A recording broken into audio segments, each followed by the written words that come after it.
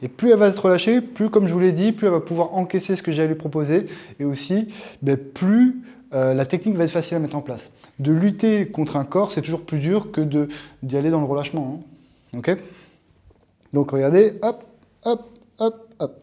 Je vais me positionner ici et je vais mettre ma main là. Et ce que je vais faire, donc vous connaissez, c'est le mouvement où on va descendre ici. Mais il faut que j'associe ce mouvement-là avec un peu de flexion dorsale.